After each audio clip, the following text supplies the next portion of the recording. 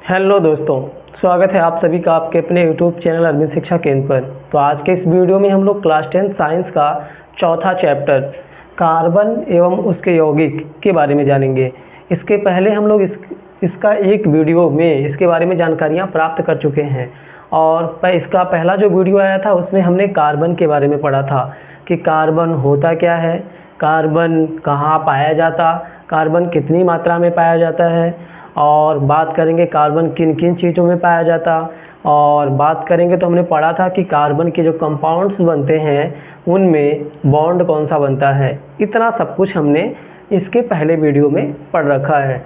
तो आज के इस वीडियो में हम लोग कार्बनिक यौगिकों के बारे में जानना शुरू करेंगे कि कार्बनिक यौगिक क्या होते हैं, यानी कार्बनिक यौगिक यानी कि ऑर्गेनिक कंपाउंड्स के बारे में जानना स्टार्ट करेंगे। तो जो ऑर्गेनिक शब्द है, अगर इसकी बात की जाए तो ऑर्गेनिक शब्द कहाँ से आया, अगर इसकी बात करें हम लोग, ऑर्गेनिक शब्द आया है ऑर्गेनिज्म से। कहाँ से आया? ऑर्गेनिक शब्द ऑर्गेनिज्म से आया है, जो कि ग्रीक भाषा का एक शब्द है। यह किस भाषा का शब्द है? ग्रीक भाषा, ठीक है। और ग्रीक भाषा में ऑर्गेनिज्म का मतलब होता है लिविंग बीइंग्स, यानी कि सजीव प्राणी। और ग्रीक भाषा में ऑर्गेनिज्म शब्द का अर्थ क्या होता? लिविंग बीइंग्स होता है। इसका मतलब क्या होता है? सजीव प्राणी।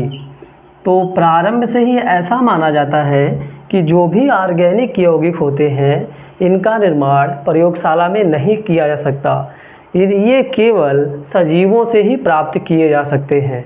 क्लियर है? और इसी बात को बेस माना, आधार माना, और इसके आधार पर स्वीडन के एक प्रसिद्ध रसायनज्ञ जे बर्जीलियस ने एक सिद्धांत दिया। किसने सिद्धांत दिया? जे बर्जीलियस ने। तो इन्होंने आधार किस बात को माना? इन्होंने आधार इस बात को माना कि ऑर्गेनिक कंपाउंड्स केवल सजीवों से प्राप्त होते हैं। क्लियर है? इन्हें लैब में नहीं बनाया जा सकता।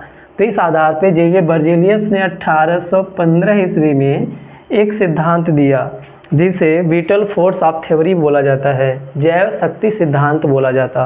क्लियर? तो आज जैव शक्ति सिद्धांत कहता क्या है?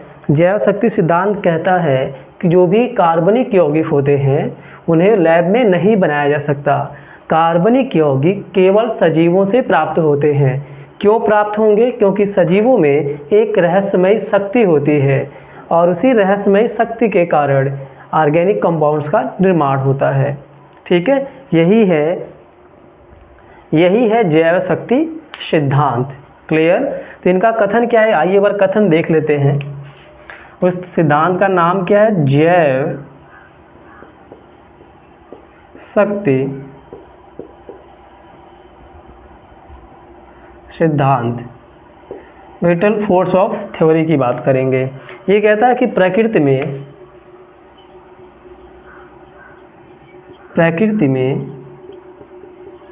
कार्बनिक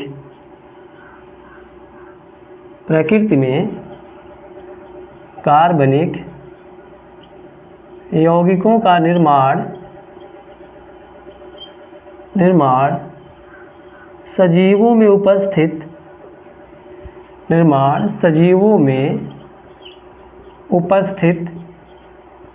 एक रहस्यमयी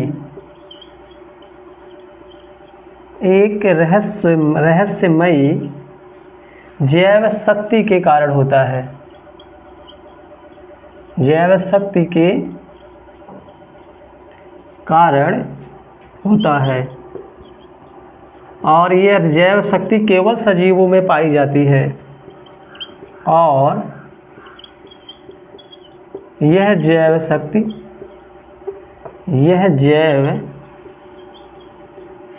केवल सजीवों में पाई जाती है। केवल सजीवों में पाई जाती है। इनका यही कहना है कि जो भी ऑर्गेनिक कंपाउंड्स हैं उन्हें लैब में नहीं बनाया जा सकेगा और जो भी ऑर्गेनिक कंपाउंड्स हैं वह केवल और केवल सजीवों से ही निर्मित होंगे। क्यों होंगे? क्योंकि सजीवों के अंदर एक रहस्यमय जैव शक्ति होती है, ठीक है। उसी के कारण सजीवों में ऑर्गेनिक यौगिकों का निर्माण होता है। क्लियर, इतनी बात समझ में आ चुकी होगी, ठीक है। लेकिन इसी के कुछ वर्षों के बाद की बात करें तो ऐसा कहा जाता कि इन्हीं के एक प्रिय चेले थे जिनका नाम था फ्रेडरिक होलर। अगर बात करें हम लोग, ये 1815 ईस्वी में इन्होंने जैव शक्ति सिद्धांत दिया। क्लियर, यानी तब तक ऑर्गेनिक कंपाउंड्स को लैब में नहीं बनाया जाता था। तो इन्हीं के एक परम शिष्य थे जिनका नाम था, अगर हम लोग बात करें इनके परम शिष्य का नाम क्या था, फ्रेडरिक होलर, HALAR या WHLAR हो जाएगा, ठीक है, LAR हो जाएगा। इन्हीं के शिष्य थे, प्रिय शिष्य थे ऐसा कहा जाता है। इन्होंने 1828 ईस्वी में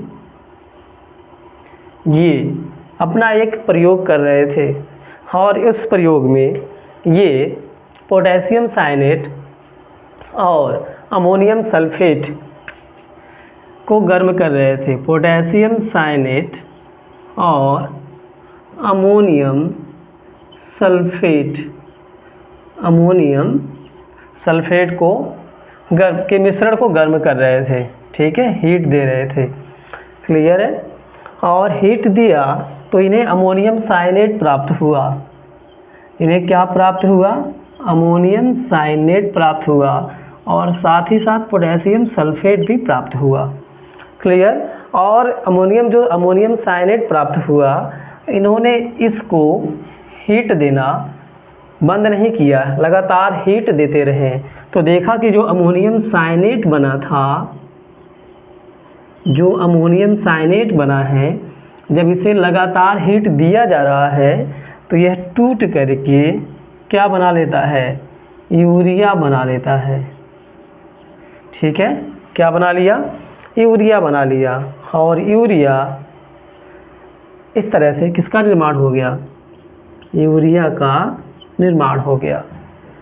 तो अगर बात करें तो यहाँ से क्वेश्चन बनता है कि पहली बार लैब में बनाया जाने वाला ऑर्गेनिक कंपाउंड कौन सा है। तो पहली बार लैब में बनाया जाने वाला ऑर्गेनिक कंपाउंड यूरिया है, जिसका निर्माण किसके द्वारा हुआ, फ्रेडरिक होलर के द्वारा हुआ। तो फ्रेडरिक होलर को फादर ऑफ ऑर्गेनिक केमिस्ट्री भी कहा जाता है, यानी कि फ्रेडरिक होलर को रसायन विज्ञान का जनक भी माना जाता है। क्लियर। तो जब यूरिया का निर्माण लैब में हो गया तो उसके पहले जो इन्हीं के गुरु हैं जे बर्जीलियस, उन्होंने जो जैव शक्ति सिद्धांत दिया उसको तो चोट पहुंची। क्यों, क्योंकि ये कहता है जैव शक्ति सिद्धांत कि जो ऑर्गेनिक कंपाउंड्स होते हैं उन्हें लैब में नहीं बनाया जा सकता, लेकिन भाई तो लैब में बन गया। क्लियर। तो इससे ये पता चलने लगा कि जैव शक्ति सिद्धांत गड़बड़ है।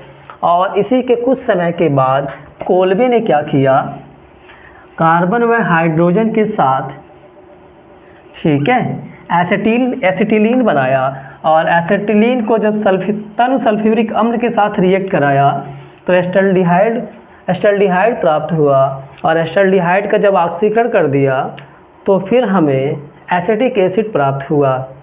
इसके बाद की बात करें तो कोल्बे ने प्रयोग किया था, इन्होंने प्रयोग किया था 1845 ईस्वी में, ठीक है। और इन्होंने क्या किया, कार्बन व हाइड्रोजन का रिएक्शन कराया था, ठीक है। और इन्हें क्या मिला था, एसिटिलीन मिला था। क्लियर। और टेम्परेचर कितना, काफ़ी टेम्परेचर था, लगभग 2000 डिग्री सेल्सियस टेम्परेचर की बात की जा रही है, लगभग 2000 डिग्री सेल्सियस टेम्परेचर पे कराया, ठीक है। क्या मिला, एसिटिलीन मिला। और जब उसी एसिटिलीन का डाइल्यूट H2SO4 के साथ, ठीक है, रिएक्शन कराया गया तो एस्टल्डिहाइड प्राप्त हुआ। क्लियर है, इतनी बात समझ में आ रही है। और इसी एस्टल्डिहाइड का जब ऑक्सीडेशन कराया गया तो हमें क्या प्राप्त हुआ, एसिटिक एसिड प्राप्त हुआ। और एसिटिक एसिड भी क्या है, एक ऑर्गेनिक कंपाउंड है। क्लियर। इस तरह से हमें एक और ऑर्गेनिक कंपाउंड प्राप्त हो गया। इसी के कुछ टाइम के बाद बर्थेलो, एक साइंटिस्ट हुए जिनका नाम क्या है, बर्थेलो, ठीक है। इन्होंने भी क्या किया, इन्होंने निर्माण किया किसका, बर्थेलो ने निर्माण किया मीथेन का। क्लियर। इन्होंने कार्बन और हाइड्रोजन को लगभग 2200 डिग्री सेल्सियस पर रिएक्शन कराया, ठीक है। और इन्हें क्या प्राप्त हुआ, इन्हें मीथेन प्राप्त हुआ। ये क्या था, ये एसिटिक एसिड है। क्लियर। और ये क्या है, मीथेन है। इतनी बात समझ में आ रही होगी। तो इस तरीके से कई सारे ऑर्गेनिक कंपाउंड्स लैब में बनाए गए। तो धीरे धीरे प्रयोगशाला में बहुत सारे ऑर्गेनिक कंपाउंड्स बनते गए। तो जब बहुत सारे ऑर्गेनिक कंपाउंड्स को प्रयोगशाला में बना लिया गया, तब जो उन्होंने किन्होंने जे बर्जेलियस ने जैव शक्ति सिद्धांत दिया था वह नष्ट हो गया, क्योंकि वह तो यूजलेस हो गया। जैव शक्ति सिद्धांत कहता था कि ऑर्गेनिक कंपाउंड्स को लैब में नहीं बनाया जा सकता, और ऑर्गेनिक कंपाउंड्स को तो लैब में बहुत सारे बन गए, तो जैव शक्ति सिद्धांत का खात्मा हो गया, ठीक है। तो अभी तक हमने कार्बनिक यौगिक के इतिहास के बारे में जाना कि कार्बनिक यौगिक का इतिहास क्या है, कार्बनिक यौगिक को कैसे माना जाता था, कहाँ मिलेगा, और एक्चुअल में कैसे प्राप्त हुआ, ठीक है। अब हम लोग बात करेंगे कि कार्बनिक रसायन का अगला जो टॉपिक होगा हाइड्रोकार्बन के बारे में, कि हाइड्रोकार्बन क्या होते हैं। अगर इसकी बात करें हम लोग, हाइड्रोकार्बन,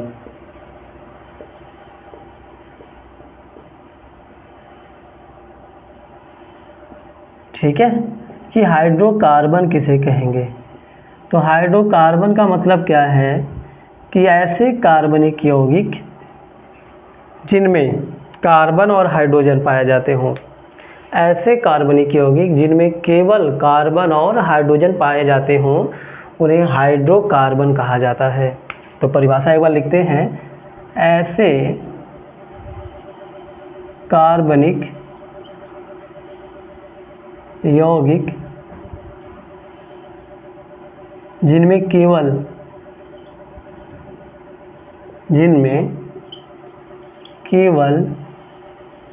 कार्बन व हाइड्रोजन पाए जाते हैं, जिनमें केवल कार्बन व हाइड्रोजन पाए जाते हैं, हाइड्रोकार्बन कहलाते हैं। हाइड्रोकार्बन कहलाते हैं, ठीक है। इतनी बात समझ में आ रही होगी। हाइड्रोकार्बन जैसे की बात करें यदि हम लोग, तो अभी आगे हम लोग पूरा डिटेल में पढ़ेंगे, बस यहाँ भी जैसे देख लेते हैं। जैसे की बात करें, जैसे अगर हम लोग एल्केन सीरीज की बात करें, एल्केन क्या होता है आगे हम लोग अभी पढ़ेंगे। एल्केन सीरीज की बात करें तो इसमें क्या प्राप्त होता है, मीथेन, एथेन। एल्केन सीरीज का कोई भी एलिमेंट, कोई भी कंपाउंड होगा तो उसमें केवल और केवल कार्बन और हाइड्रोजन ही होगा। अगर हम लोग एल्कीन की बात करें, एल्कीन भी अभी हम लोग आगे पढ़ेंगे। एल्कीन की बात करें तो जैसे C2H4, C3H6, यह एल्कीन सीरीज के कंपाउंड्स हैं, तो इनमें भी केवल कार्बन व हाइड्रोजन ही पाया जाता। अगर हम लोग एल्काइन सीरीज की बात करें तो जैसे C2H2, C3, अगर बात करें C3 रखेंगे तो कितना होगा, एल्काइन का क्या होता है, CnH3, 3, 6 में से 2 गया तो 4, C3H4। क्लियर है। तो ये सब क्या कहलाएंगे, ये सब कहलाएंगे हाइड्रोकार्बन। क्यों, क्योंकि इसमें केवल कार्बन व हाइड्रोजन है। क्लियर, इतनी बात समझ में आ रही होगी। अब हम लोग इसी में अगला कॉन्सेप्ट हाइड्रोकार्बन व्युत्पन्न के बारे में जानेंगे। Hydrocarbon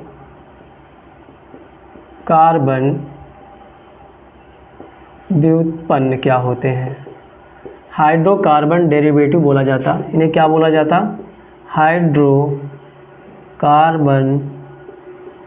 derivative.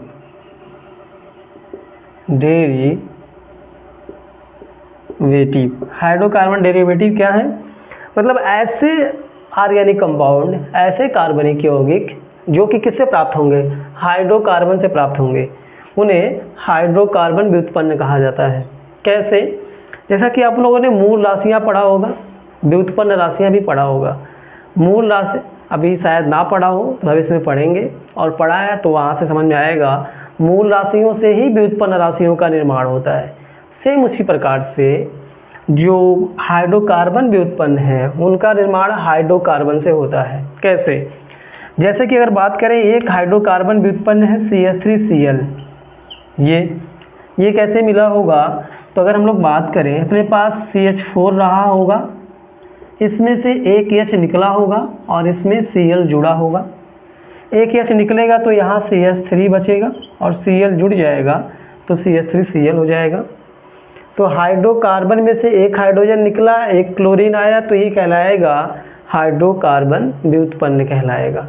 ऐसे ही हम लोग बात करें, अगर यही CH4 है, क्लियर, इसमें से H निकाला जाए और OH जोड़ दें तो एल्कोहल प्राप्त हो जाएगा। ये भी क्या है? हाइड्रोकार्बन व्युत्पन्न है। ऐसे ही अगर इसमें से हम लोग, अगर यही CH4 है, इसमें से हम लोग H निकालें और NH2 लगा दें तो क्या हो जाएगा? CH3NH2 हो जाएगा। जैसे ये क्लोरोमेथेन या मेथिल क्लोराइड, ये मेथेनॉल और ये मेथिल एमीन की बात करें तो सब हाइड्रोकार्बन से ही प्राप्त हो रहे हैं। और ऐसे कोई भी कंपाउंड जो हाइड्रोकार्बन से प्राप्त होंगे उन्हें क्या कहा जाएगा? हाइड्रोकार्बन व्युत्पन्न कहा जाता। ऐसे कार्बनिक यौगिक, लिख दिया जाए परिभाषा क्या होगा? ऐसे कार्बनिक यौगिक जो किससे प्राप्त होते हैं? जो हाइड्रोकार्बन से प्राप्त होते हैं, जो हाइड्रोकार्बन से प्राप्त होते हैं उन्हें हाइड्रोकार्बन व्युत्पन्न, हाइड्रोकार्बन डेरिवेटिव बोला जाता है। उन्हें हाइड्रोकार्बन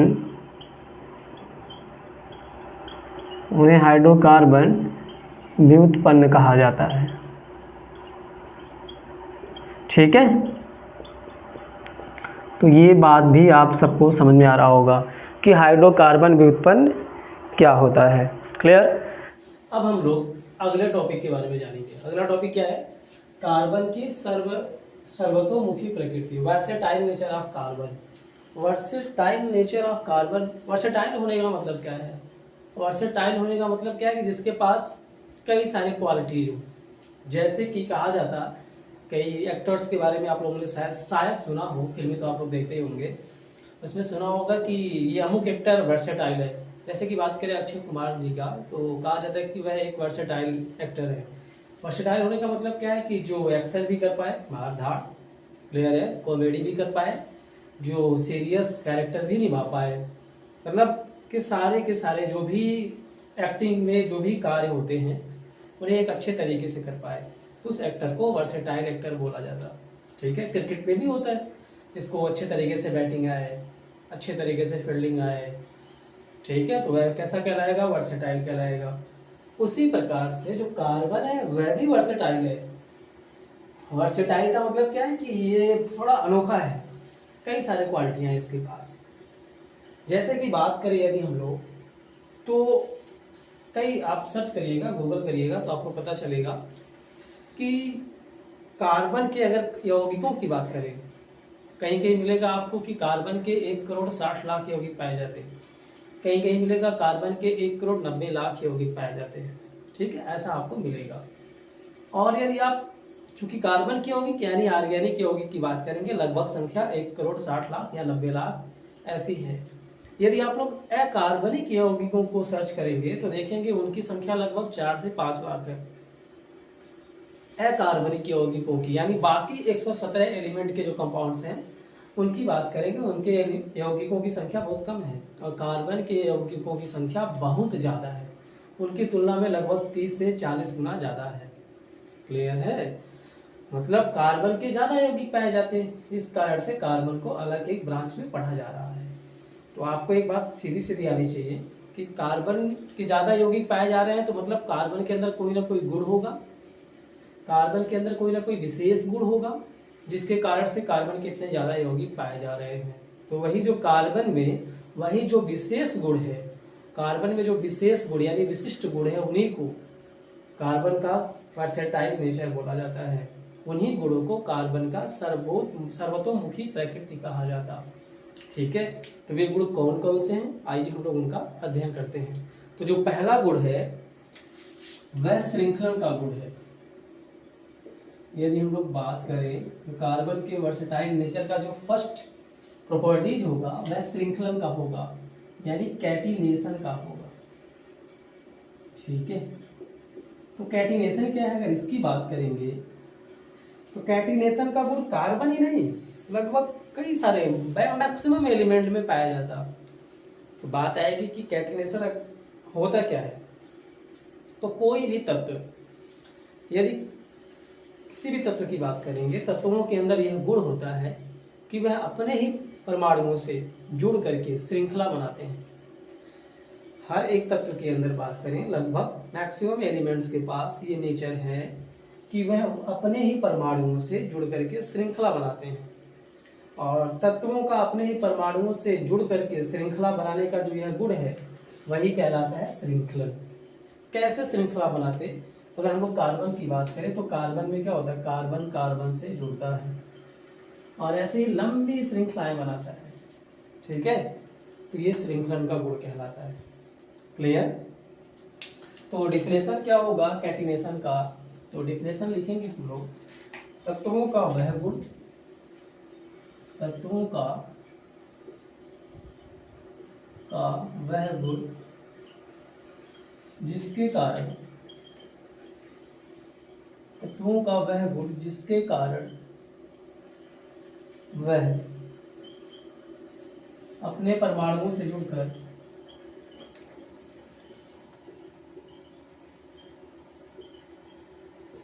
अपने परमाणुओं से, जिसके कारण वह अपने परमाणुओं से जुड़कर लंबी श्रृंखला बनाते हैं, लंबी श्रृंखला बनाते हैं। कौन सा गुण कहलाएगा, श्रृंखलन कहलाता है। ठीक है, ये बात आपको समझ में आ चुकी होगी। क्लियर। तो कार्बन में क्या होता है, कार्बन कार्बन परमाणु से जुड़ेगा, श्रृंखला बनाएगा। तो बात ये आएगी कि कैसे जुड़ेगा।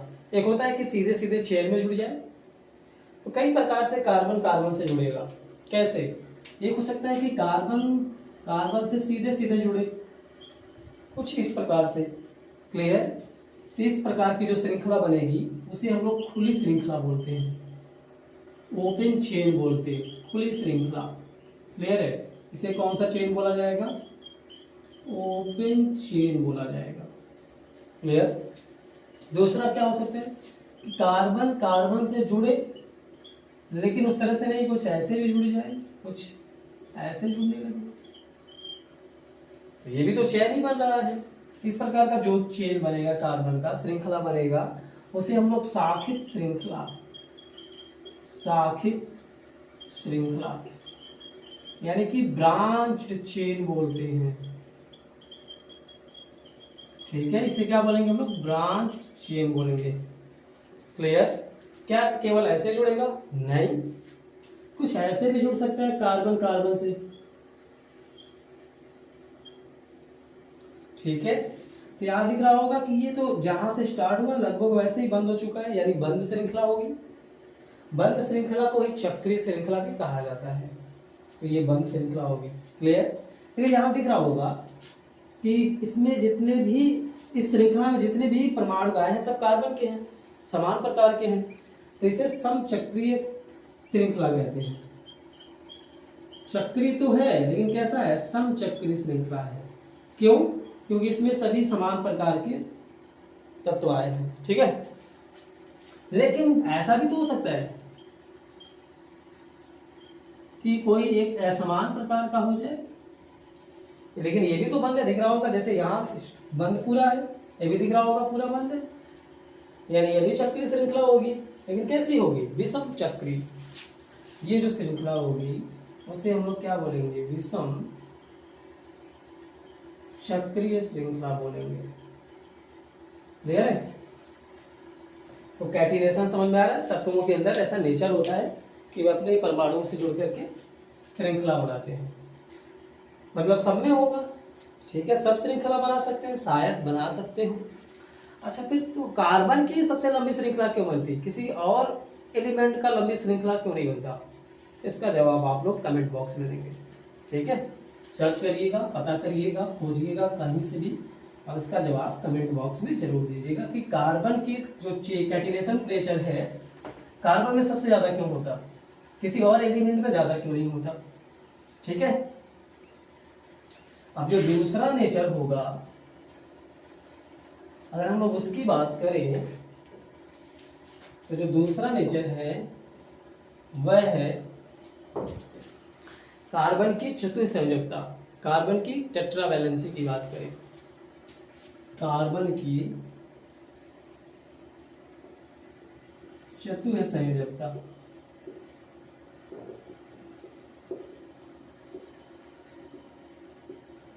ये टेट्रावैलेंसी ऑफ, कहीं कहीं कोवैलेंसी लिखा गया है, टेट्रा कोवैलेंसी ऑफ कार्बन। ठीक है, तो कार्बन की चतुसंयोजकता क्या होगी? जैसा कि आप सबको पहले वीडियो में बताया गया है कि कार्बन का जो एटॉमिक नंबर होता है 6 होता। क्लियर? इसका इलेक्ट्रॉनिक विन्यास भी आप सबको पहले वीडियो में बताया गया, कितना होता है? 2 और 4 होता है, यानी बाहरी कोश में 4 इलेक्ट्रॉन है, यानी कार्बन के पास 4 संयोजी इलेक्ट्रॉन है, यानी कार्बन को अष्टक पूरा करने के लिए 4 इलेक्ट्रॉनों की आवश्यकता पड़ेगी। और आपको भी पता है, पहले वीडियो में बताया गया है, कार्बन 4 इलेक्ट्रॉनों का दान नहीं करेगा, कार्बन 4 इलेक्ट्रॉनों को ग्रहण नहीं करेगा। तो कार्बन क्या करता है? 4 इलेक्ट्रॉनों की साझेदारी करता है। और कार्बन 4 इलेक्ट्रॉनों की साझेदारी किससे करेगा? हो सकता है कि वह कार्बन परमाणु से ही कर ले, या किसी और परमाणु से कर ले, किसी दूसरे तत्व के परमाणु से कर ले, और क्या करे? अपना अष्टक पूरा कर ले। तो ये क्या अष्टक पूरा कर लेगा, तो ये कार्बन का कौन सा नेचर कहलाएगा? कार्बन की चतुसंयोजकता कहलाएगी। ठीक है, तो कार्बन, इसके कारण भी, कार्बन के टेट्रावैलेंसी के कारण भी कार्बन के बहुत, जो कार्बन के यौगिकों की संख्या बहुत ज्यादा है, उसमें इसका भी योगदान है। क्लियर? तो क्या कार्बन किसके साथ साझा कर सकता है? तो कार्बन अपने इलेक्ट्रॉनों को, जैसे कार्बन के इलेक्ट्रॉनों को यदि हम एक क्रॉस से दिखा दें, कितने होते? 4 दिखा दिया। ठीक है, शायद ये हाइड्रोजन के साथ साझा करें, ये हाइड्रोजन हो जाएगी। कितने हाइड्रोजन की आवश्यकता पड़ेगी? 4 हाइड्रोजन की आवश्यकता पड़ेगी। और आपको भी पता है कि हाइड्रोजन के पास इलेक्ट्रॉन होते हैं सिंगल, उन्हें हम लोग डॉट से दिखा रहे हैं, डॉट से। ठीक है, तो कार्बन के पास खुद के 4 हैं, इससे साझा करेगा 5 होगा, इससे करेगा 6 होगा, इससे करेगा 7 होगा, और इससे करेगा 8 होगा। तो कार्बन क्या करता है? इलेक्ट्रॉनों के साझेदारी करके अष्टक पूरा कर लेता है। और ये हाइड्रोजन भी क्या करेंगे? एक एक इलेक्ट्रॉनों के साझेदारी करके हीलियम के जैसा बना लेंगे, कुछ इस प्रकार से कर लेंगे। क्लियर? इतनी बात समझ आ रही होगी। तो क्या केवल हाइड्रोजन के साथ साझा करेगा? नहीं, ये क्लोरीन के साथ भी साझा कर सकता है, ये ऑक्सीजन के साथ भी साझा कर सकता है, ये नाइट्रोजन के साथ भी साझा कर सकता है। ठीक है, ये कई सारे ऐसे एलिमेंट के साथ अपने इलेक्ट्रॉनों की साझेदारी के द्वारा अपना अष्टक पूर्ण कर लेता है। तो इस नेचर के कारण भी कार्बन के काफी ज्यादा यौगिक पाए जाते हैं। जो तीसरा नेचर है जिसके कारण कार्बन के बहुत ज्यादा यौगिक पाए जाते हैं, वह है बहुआबंध। बहुआबंध बनाने की क्षमता। बहुआबंध नहीं, बहु तो कुछ और होगा, बहुआबंध बनाने की क्षमता। बहु आबंध बनाने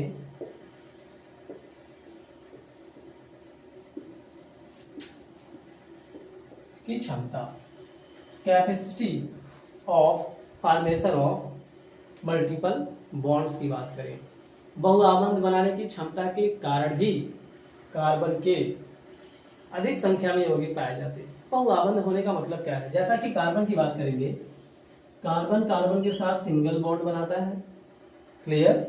कार्बन कार्बन के साथ डबल बॉन्ड बनाता है, क्लियर। कार्बन कार्बन के साथ ही ट्रिपल बॉन्ड भी बनाता है। देख रहा होगा कई सारे बॉन्ड बना रहा है, क्लियर। कार्बन की बात करें तो ये ऑक्सीजन के साथ डबल बॉन्ड बनाता है, ठीक है। कार्बन की बात करेंगे तो ये नाइट्रोजन के साथ डबल बॉन्ड भी बनाता है, और कार्बन नाइट्रोजन के साथ ट्रिपल बॉन्ड भी बनाता है। यानी कार्बन का बॉन्ड बनाने की क्षमता ज्यादा है, यानी ये बहुत सारे बॉन्ड का निर्माण करता है। तो कार्बन के बहुत सारे बॉन्ड बनाने की क्षमता के कारण भी कार्बन के अधिक यौगिक पाए जाते हैं, क्लियर है। तो ये कार्बन का वर्सेटाइल नेचर था। पहला कैटिनेशन, जिसके कारण कार्बन के अधिक यौगिक पाए जाते। दूसरा टेट्रावैलेंसी, जिसके कारण कार्बन के अधिक कंपाउंड्स पाए जाते हैं। तीसरा है मल्टीपल बॉन्ड बनाने की जो क्षमता है, उसके कारण भी कार्बन के अधिक कंपाउंड्स पाए जाते हैं, ठीक है। तो इतनी बात लगभग आप सबको अच्छे तरीके से समझ में आ चुकी होगी। अब हम लोग अगला टॉपिक हाइड्रोकार्बन के प्रकार के बारे में जानेंगे। जैसा कि अभी कुछ देर पहले आप लोगों ने हाइड्रोकार्बन के बारे में पढ़ा कि हाइड्रोकार्बन किसे कहते हैं, तो उसमें पढ़ा कि कार्बन और हाइड्रोजन से मिलकर बनने वाले कार्बनिक यौगिक को हाइड्रोकार्बन कहा जाता। कोई भी यौगिक होगा जो कि जिसमें केवल केवल क्या हो, कार्बन हो और हाइड्रोजन हो, तो उन्हें ये हाइड्रोकार्बन कहा जाता है, ठीक है। तो हाइड्रोकार्बन दो प्रकार के होते हैं। हाइड्रोकार्बन के बाद की बात करें, प्रकार के बारे में बात करेंगे, तो हाइड्रोकार्बन दो प्रकार के होते हैं। पहला होता है संतृप्त हाइड्रोकार्बन और दूसरा होता है असंतृप्त हाइड्रोकार्बन। पहला क्या होगा, इसमें जो पहला होगा वह होगा संतृप्त हाइड्रोकार्बन, ठीक है। ये बात आप सबको समझ में आ रही होगी।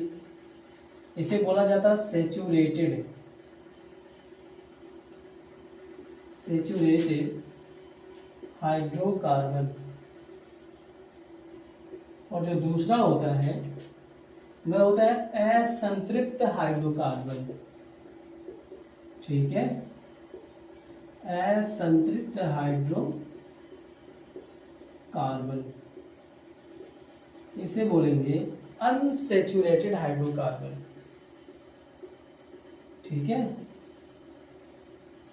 Unsaturated hydrocarbon.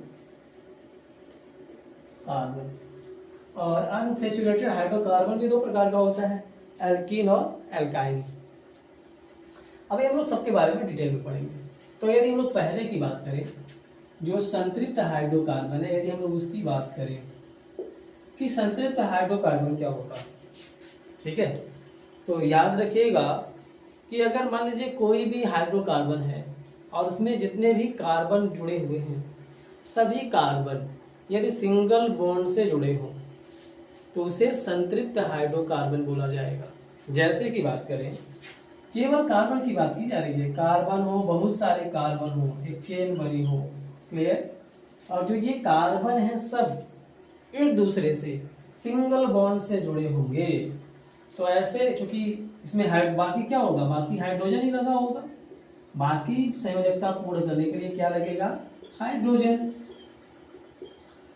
लेकिन हमें कार्बन हाइड्रोजन के बीच का बॉन्ड नहीं देखना,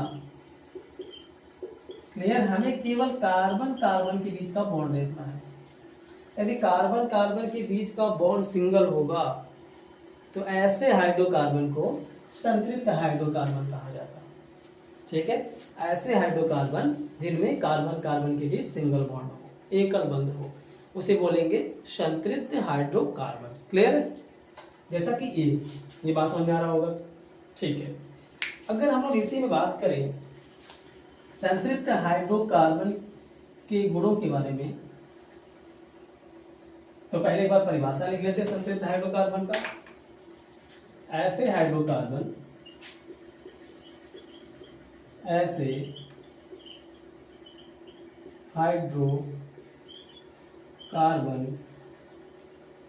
जिनमें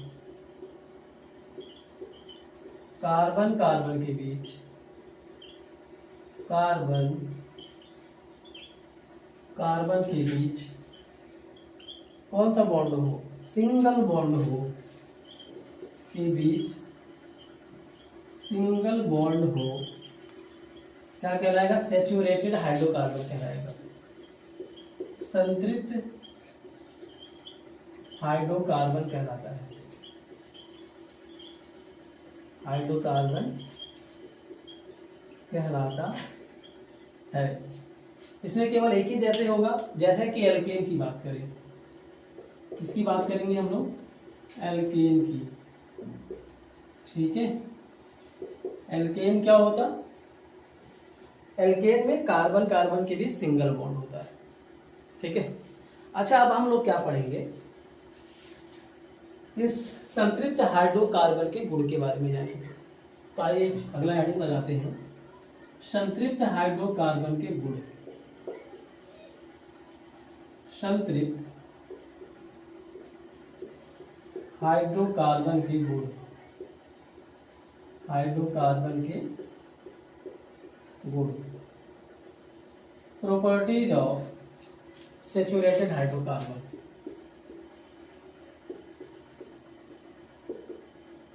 प्रॉपर्टीज ऑफ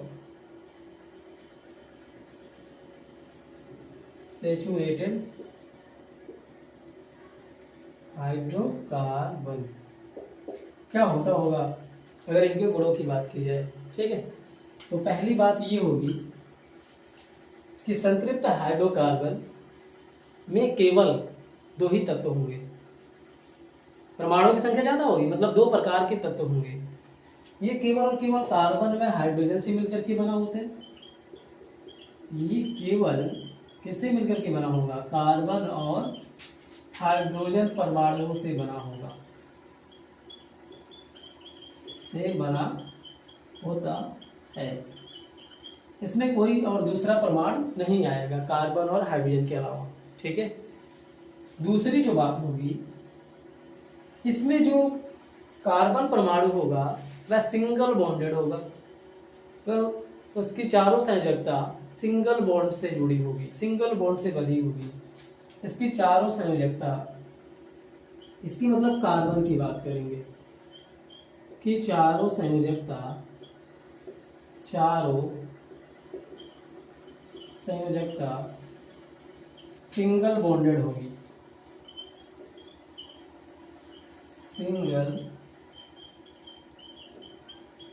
बॉन्डेड होगी। क्लियर है, ये बात समझ में आ रहा होगा। तीसरी जो बात है, जो संतृप्त हाइड्रोकार्बन होते हैं इन्हें एल्केन या पैराफिन कहा जाता। इन्हें क्या कहा जाता, इन्हें एल्केन या पैराफिन कहा जाता है। पैराफिन कहा जाता है। तो बात है कि पैराफिन का मतलब क्या है, तो पैराफिन का मतलब होगा, पैराफिन ये है, अगर इसको तोड़ेंगे ये दो शब्दों से मिलकर के बना है, परम प्लस एफिन से बना है, जहां परम का मतलब होता है बहुत कम और एफिन का मतलब होता है संयोजन क्षमता, मतलब इनकी संयोजन क्षमता बहुत कम होती है, संयोजन क्षमता, ठीक है। तो इस आधार पे कह सकते हैं कि जो ये संतृप्त हाइड्रोकार्बन होते हैं ये बहुत कम क्रियाशील होते हैं, ठीक है। ये बहुत कम क्रियाशील होते हैं, ये बहुत कम क्रियाशील होते हैं, ये भी याद रहेगा। इसका जो पांचवा गुण हम लोग याद रखेंगे, इनका जो सामान्य सूत्र है, इनका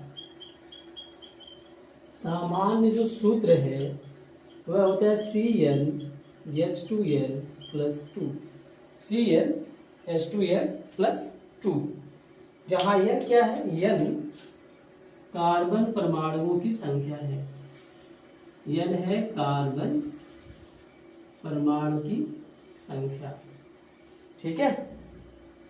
और यह हमेशा एक नेचुरल नंबर होगा, ये बात आपको समझ में आनी चाहिए। इसका एक और जो गुण होगा, अगर छठे गुण की बात कर ले हम लोग, तो उसे याद रखिएगा कि जो संतृप्त हाइड्रोकार्बन यानी जो एल्केन होते हैं, ये ज्यादातर विस्थापन अक्रिया प्रदर्शित करते हैं। विस्थापन अक्रिया क्या होती है, पहले चैप्टर में पढ़ा होगा, इसमें हम लोग आगे भी पढ़ेंगे। तो संतृप्त हाइड्रोकार्बन के हम लोग 6 गुण याद रखेंगे, ठीक है।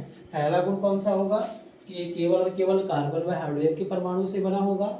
दूसरा, इसके कार्बन की चारों साइड का सिंगल बॉन्डेड होगी। इनका नाम एल्केन या पैराफीन होगा। पैराफीन क्यों होगा, तो यहाँ से समझ में आएगी कि ये बहुत कम क्रियाशील होते हैं और इनका सामान्य सूत्र ये होता है। और छठा जो गुण होगा उसे याद रखेंगे, क्या कौन सा गुण होगा कि ये मैक्सिमम ज्यादातर कौन सी क्रिया दिखाएंगे, विस्थापन क्रिया दिखाएंगे, ठीक है। तो संतृप्त हाइड्रोकार्बन क्या होता है, उसके परिवार आपको समझ में आया होगा। संतृप्त हाइड्रोकार्बन के गुण क्या होते हैं ये भी समझ में आया होगा।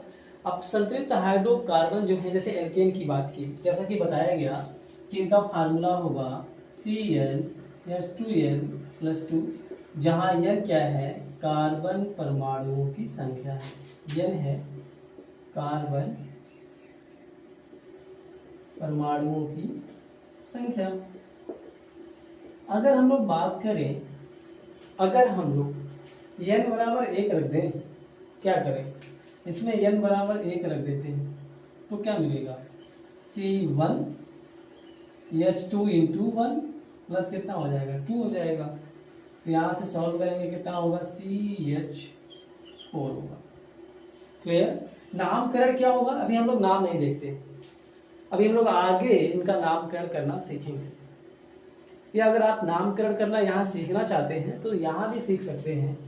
जैसे ये क्या था, एल्केन था। एल्केन किससे मिलकर के बना है, जो एल्केन है यह 2 शब्दों से मिलकर के बना है, एल्क प्लस एन। एल्क क्या होगा, एल्क दिखाएगा कि इसमें कितने कार्बन परमाणु हैं, और ये संतृप्त हाइड्रोकार्बन का सिंबल है। अगर एन लगा मतलब संतृप्त हाइड्रोकार्बन होंगे, ठीक है। यानी कार्बन, एन बताएगा कि कार्बन के बीच सिंगल बॉन्ड है। ये बात समझ में आ रही है। जैसे कि यहाँ की बात करेंगे, अच्छा इसके लिए कुछ बातें और आपको सीखनी होगी, क्योंकि अभी हम लोग नामकरण आगे सीखेंगे तो वहाँ डिटेल में सीखेंगे, बस थोड़ा सा बेसिक बात यहाँ कर लेते हैं। जैसे केमिस्ट्री में अगर कार्बन की संख्या 1 होगी तो उसे मेथ पढ़ा जाता, ठीक है। अगर कार्बन की संख्या 2 होगी तो उसे एथ पढ़ा जाएगा। कार्बन की संख्या 3 होगी तो प्रोप पढ़ा जाता, 4 होगी तो ब्यूट पढ़ा जाएगा। क्लियर। 5 होगी तो पेंट पढ़ा जाएगा, 6 होगी तो हेक्स पढ़ा जाएगा, 7 होगी तो हेक्ट पढ़ा जाएगा, 8 होगा तो ऑप पढ़ा जाएगा, 9 होगी तो कार्बन परमाणु की संख्या 9 होगी तो नॉन पढ़ा जाएगा, 10 होगी तो डेक पढ़ा जाएगा। अगर कार्बन परमाणु की संख्या 11 होगी तो अनडेक या कहीं, ठीक है। 12 होगी तो डूडेक, क्लियर है। 13 होगी तो ट्राइडेक, टेट्राडेक, पेंटाडेक। 20 को आइकस पढ़ा जाता, 30 को टेट्रा काउंट पढ़ा जाएगा, 30 को ट्राई काउंट, 40 को टेट्रा काउंट, ऐसे पढ़ा जाता। लेकिन हमें बस मैक्सिमम 10 तक ही याद रखना है। तो यहाँ देखिए जरा, यहाँ पर कार्बन के परमाणु कितने हैं, 1, ठीक है। आ रहा है बात समझ में।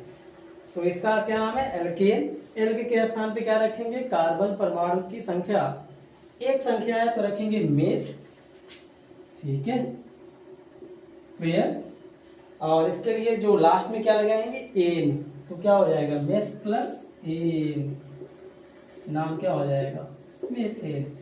तो नामकरण अभी हम लोग आगे सीखेंगे, ठीक है। तो नाम पे मत जाइए, बस याद रखिए आगे कैसे नाम रखा जाएगा, आगे हम लोग डिटेल में पढ़ेंगे। तो अगर हम लोग बात करें इसकी, n बराबर 1 रखा तो CH4 प्राप्त हुआ। तो इसका इलेक्ट्रॉन बिंदु सूत्र कैसे बनेगा, अगर उसकी बात करें तो 1 कार्बन होगा और 4 हाइड्रोजन होंगे, एक कार्बन और 4 हाइड्रोजन। अभी तो चूंकि हमें नहीं पता तो हम लोग कहीं भी हाइड्रोजन को दिखा देंगे, लेकिन हम लोग जब अगले क्लास में 11th में सीखेंगे तो कहीं पर भी हाइड्रोजन को नहीं लगा सकते। ठीक है, तो हाइड्रोजन के इलेक्ट्रॉन को डॉट से दिखा देते हैं, कार्बन के इलेक्ट्रॉन को हम लोग क्रॉस से दिखा देंगे। कार्बन के इलेक्ट्रॉन को हम लोग क्रॉस से, 4 इलेक्ट्रॉन होते दिखा दिया, साझा करा देंगे चारों का तो अष्टक पूरा हो जाएगा।